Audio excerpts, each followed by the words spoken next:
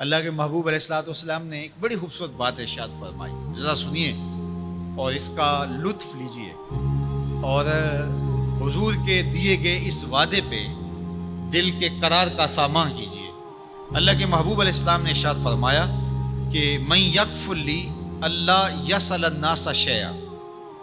جو شخص مجھے اس بات کی ضمانت دے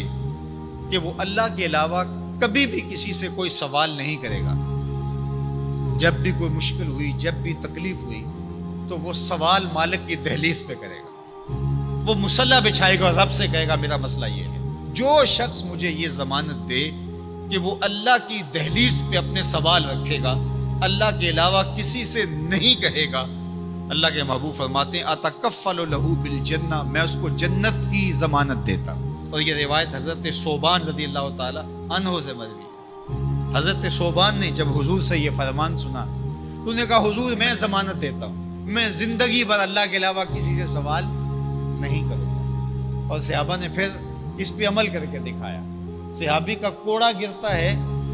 اور وہ بھی گھوڑے سے نیچے اتر کے خود اٹھاتا ہے، کہا جاتا ہے جناب آپ نے کہہ دیا ہوتا ہم اٹھا کے دے دیتے، کہا نہیں، ہم نے حضور سے عہد کیا تھا کہ اللہ کے علاوہ کسی سے سوال نہیں کریں گے۔ تو انہوں نے اتنا لحاظ رکھا اور اپنے وعدے کی پاسداری اس انداز سے بھی کی۔ تو یہ ہے وہ دولت جو کسی بندے کو اللہ صالح اعمال کے نتیجے میں عطا کرتا ہے۔ حضرت حسن بصری رضی اللہ تعالیٰ عنہ فرماتے ہیں کہ یہ کسی شخص کا ضعیف یقین ہے کہ جو اس کے پاس موجود ہے اس پر اس کو اعتماد ہے، اور اس کا جو حصہ اللہ کے پاس موجود ہے اس پر اس کو اعتماد نہیں ہے۔ دیکھیے ایک شخص کے پاس کچھ پیسے موجود ہوں، اس کی جیب میں ہے، اس کے لاکر میں ہے، گھر میں ہے، اور ایک وہ اس کا مال ہے جو بینک میں پڑا ہوا ہے۔ تو جس طرح وہ اپنے ہاتھ میں موجود پیسوں پر مطمئن ہوتا ہے، بینک میں پڑے ہوئے پیسوں پر بھی ایسے ہی مطمئن ہوتا ہے، کہتا ہے وہ بھی میرے ہی ہیں۔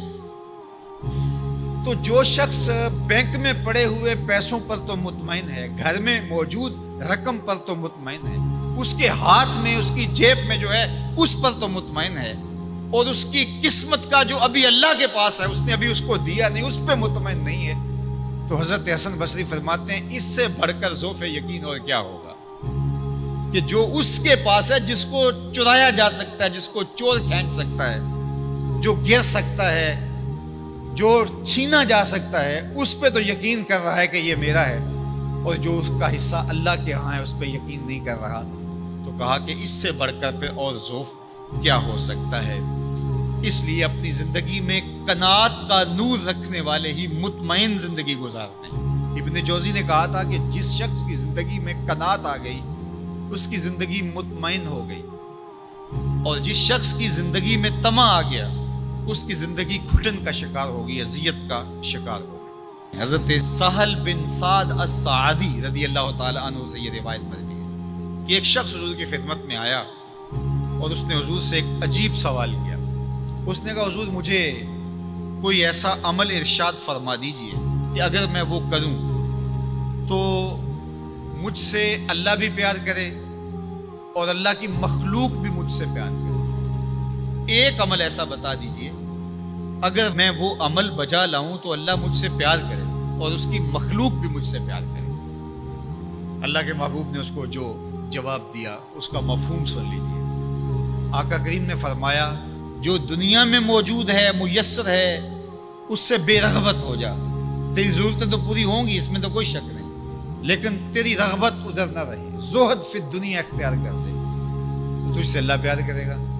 کہ یہ بندہ دنیا میں رہ کے بھی دنیا کا نہیں میرا ہے، اور جو لوگوں کے پاس ہے ان سے بے نیاز ہو جا تو لوگ تجھ سے پیار کریں گے۔ اور اگر تو لوگوں کی جیبوں پہ نظر رکھے گا اور لوگوں دین کی بات پھیلانا صدقہ جاریہ ہے۔ ثواب کی نیت سے ویڈیو کو شیئر ضرور